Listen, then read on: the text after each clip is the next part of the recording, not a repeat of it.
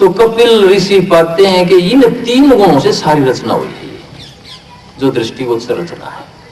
और जो इन 3 गुणों से ऊपर चला जाएगा उसकी मोक्ष हो जाती है। कहता है कि जो पुरुष है, जो आत्मा है, वो निर्लेप है, वो किसी गुण में नहीं आती, वो किसी बंधन में नहीं बंधती, वो किसी भाषा में नहीं बंधती, वो किसी शब्दों में नहीं आती। तो उसने कहा कि विवेक जिसको ये हो जाता है कि संसार कुछ और वस्तु है, आत्मा कुछ और वस्तु है, फिर योग में इससे भी आगे जाकर के कह दिया गया पतंजलि ऋषि ने कि उस आत्मा में से ये सारी चीजें निकलती हैं। यही भगवत गीता में कह दिया गया। यही बाकी ऋषि महात्माओं ने, श्री अरविंद ने, स्वामी जी महाराज ने, कबीर साहब ने, सभी ने ये कहा कि इस आत्मा से, ये आत्मा उस परमात्मा का अंश है और इसमें से सारी प्रकृति बाहर निकलती है, सत रज तम बन करके बाहर निकलती है। किसी के अंदर तो सतोगुण ज्यादा है। सतोगुण क्या होता है कि आपको ज्ञान देता है, प्रकाश देता है, अच्छी बुद्धि देता है, अच्छी संगत देता है। किसी में सतोगुण ज्यादा होता है, किसी में रजोगुण ज्यादा होता है। रजोगुण क्या है? रजोगुण है आपकी एक क्रिया करने की शक्ति। एक राजा में रजोगुण ज्यादा होता है। जिसके अंदर जितना ज्यादा रजोगुण होगा उसमें क्रिया करने की शक्ति ज्यादा होगी। कभी युद्ध की तरफ जाएगा, कभी इस काम की तरफ जाएगा, कभी उस काम की तरफ जाएगा। यानी कि क्रिया जो उत्पन्न हुई वो सतोगुण और तमोगुण के बीच की अवस्था है। उनके खिंचाव से जो शक्ति पैदा होती है वो रजोगुण की क्रिया है, वो रजोगुण की ताकत, वो शक्ति है। आत्मा और शरीर के बीच एक ताकत पैदा हुई जिसको आप मन बोलते हैं, वो रजोगुण की क्रिया है। उसके अंदर रजोगुण का काम है, जो आपको उठाता है, भगाता है, आपसे अच्छे कर्म करवाता है, आपसे बुरे कर्म भी करवाता है। वो रजोगुण का प्रतिनिधि है, जिसको इस सृष्टि में काल महाराज बोल देते हैं, या इस्लाम में और ईसाई धर्म में जिसको शैतान बोल देते हैं, जिसको सांप के आकार का दिखाया गया है। जो सर्प की तरह निगलता है, जिसने स्वर्ग में जब परमात्मा ने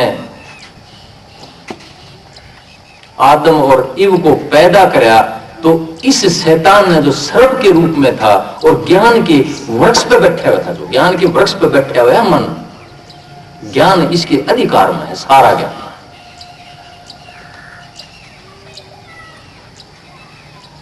तो उस सर्प रूपी शैतान ने आदम और ईव को ये कहा, ये कहानी आती है जिसके आधार पर इस्लाम धर्म, यहूदी धर्म और ईसाई धर्म चलते हैं।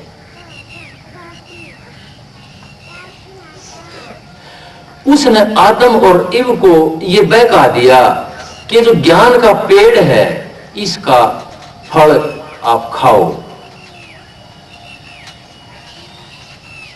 खुदा ने उनको मना किया था कि इस ज्ञान के पेड़ का फल न खाना।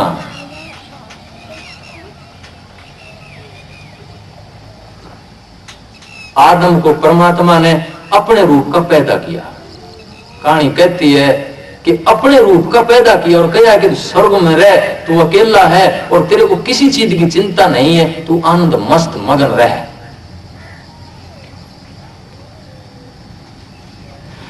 फिर जब वो अकेलापन उसको सताने लगा, उसकी मांग एक साथी की, उसकी इच्छा जागृत हुई, तो उसकी एक हड्डी से, एक पसली से ईव, जो औरत के रूप में दिखाई जाती है, ईव को पैदा किया। दोनों स्वर्ग में रहते थे, न खाने की चिंता थी, न पहनने की चिंता थी, वो नंगे रहते थे। उनको ज्ञान ही नहीं था इंद्रियों का।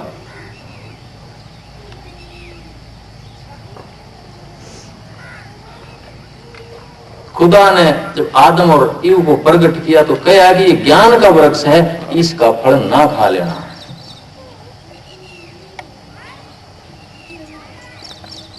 उस ईडन गार्डन में, उस सर्प के साम्राज्य में, उस ज्ञान के पेड़ के ऊपर वो सर्प रूपी शैतान का वास था।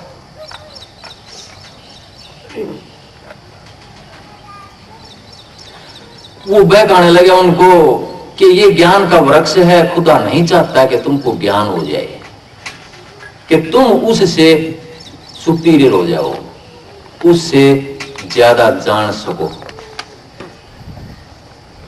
बहकाने लगा तो बहकाई में आकर के उस पेड़ का फल खा लेते हैं।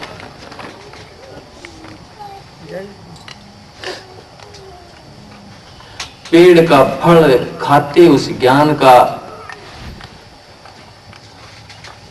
तो उनके अंदर काम वासना जागृत हो जाती है।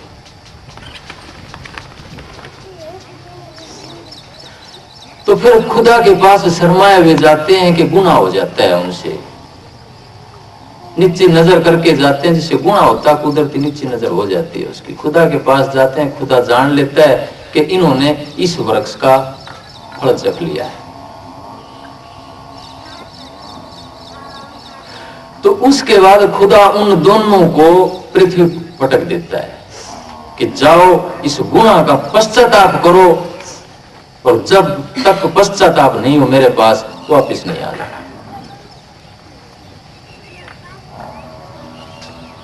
तो ये कहानी आती है कि सर्प के साम्राज्य से आदमी को कैसे बाहर फेंक किया गया। ये ईसाइयों की कहानी है, हिंदू धर्म की कहानियों से इसका कोई विशेष मेल नहीं है। उसमें इन धर्मों में आदमी को गुनाहगार माना गया है, यानी कि वो परमात्मा नहीं बन सकता, परमात्मा का अंश नहीं बन सकता वो। लेकिन हिंदू धर्म में शंकराचार्य जैसे महात्माओं ने, स्वामी विवेकानंद जैसों ने, कबीर साहब जैसों ने, पुराणों में, उपनिषदों में ये कहा गया है कि ये आत्मा ही ब्रह्म है। अयम आत्मा ब्रह्म, अहम ब्रह्मास्मि, कि मैं ही ब्रह्म हूं।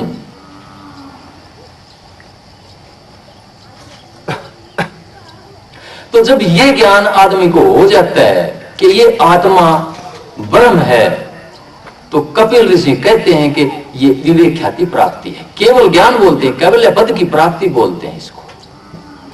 संप्रज्ञात असंप्रज्ञात समाधि आती है जब आप योग का अभ्यास करते हैं। तो बात अजामेल की बता रहा था मैं कि अजामेल एक ब्राह्मण का लड़का था। वो अच्छे रास्ते पर चलता था, सत्संगत करता था, लेकिन समय ऐसा आया कि वो रास्ते से चूक जाता है, रास्ते से हट जाता है। पंडित फकीर चंद जी महाराज हुए हैं राधा स्वामी पंथ में, होशियारपुर में। वो भी इसी तरह चलते थे, बुरी संगत में गए। वो कहते हैं कि मैं हर हिसाब से गिरा मैं, लेकिन जब अंतर का जागरण होया, जब अंतर की आत्मा ने धिक्कारा कि तू किस काम के लिए आया था, तब वो सदगुरु के चरणों में पहुंचता है। तो उस जागरण के बारे में कहा गया है कि ये नगरी जो सोई पड़ी है, ये शरीर जो सोया पड़ा है, ये आत्मा जो सोई पड़ी है, इसको जागना होगा। फिर यमदूत झक मारते हैं। तो यमदूतों की कहानी अजामेल के साथ आती है कि अजामेल जब रास्ते से पथ भ्रष्ट हो जाते हैं तो अपने घर में एक वेश्या से शादी करके ले आते हैं।